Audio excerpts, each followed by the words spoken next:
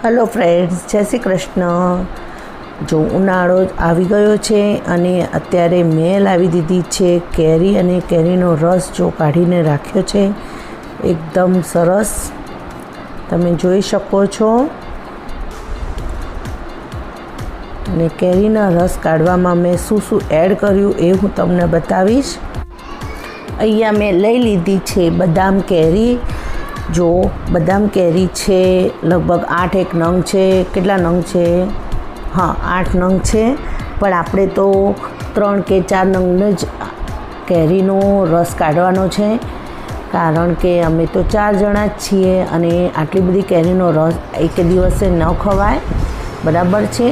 જો મેં 4 નંગ કેરીને છોલીને સરસ કરી નાખી છે ચોપ, અને હવે ઝીણી ઝીણી સમારી લઈશ અને ગોટલા એમાંથી રિમૂવ કરી લઈશ।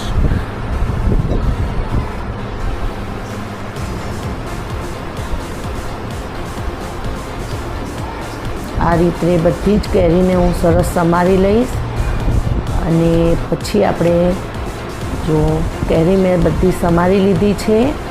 હવે આપણે કેરી જે વધેલી કેરી છે એ હું પાછી ફ્રીજમાં મૂકી દઈશ।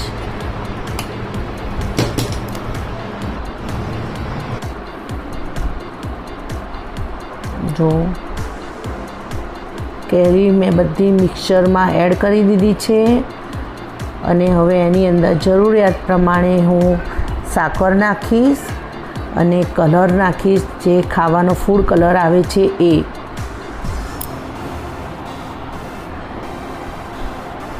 જો મારી પાસે અલગ અલગ પ્રકારના ઘણા બધા કલરો છે, લાલ છે, ઓરેન્જ છે, પીળો છે અને ગ્રીન કલર પણ છે।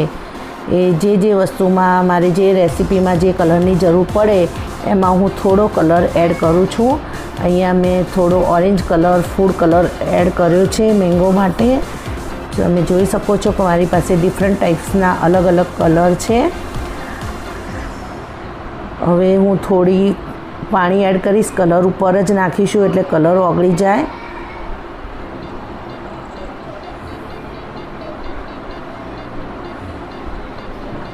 સાકર આપણે પહેલાં નહીં નાખીએ, પહેલાં એકવાર મિક્સચર ચલાવી દઈશું અને પછી આપણે સાકર એડ કરીશું।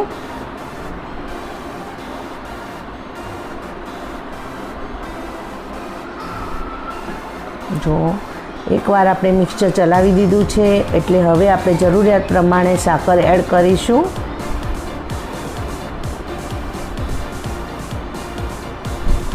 આમ કરવાથી કેરીના રસનું ટેક્સચર એકદમ સરસ આવે છે।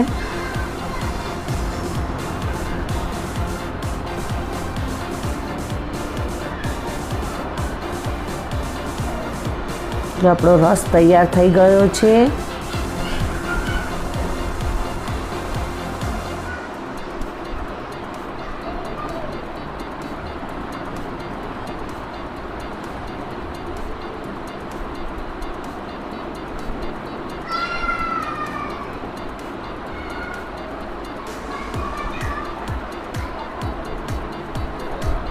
તમે જોઈ શકો છો આપણો રસ એકદમ સરસ રીતે તૈયાર થઈ ગયો છે, એકદમ કમ્પ્લીટ। હવે હું એને તપેલીમાં ટ્રાન્સફર કરી દઈશ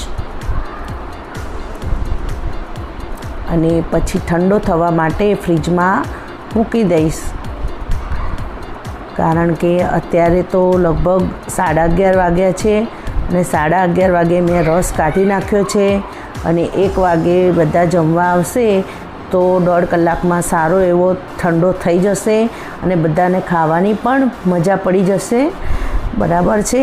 જો હવે તપેલી હું ફ્રીજમાં મૂકી દઈશ એટલે ઠંડો થઈ જાય અને પછી મિક્સચરને લૂછીને સારી રીતે પાછું એઝ ઇટ ઇઝ મૂકી દઈશ, બરાબર છે। વિડીયો ગમ્યો હોય તો લાઈક કરજો, શેર કરો અને ચેનલને સબસ્ક્રાઈબ કરજો। જય શ્રી કૃષ્ણ।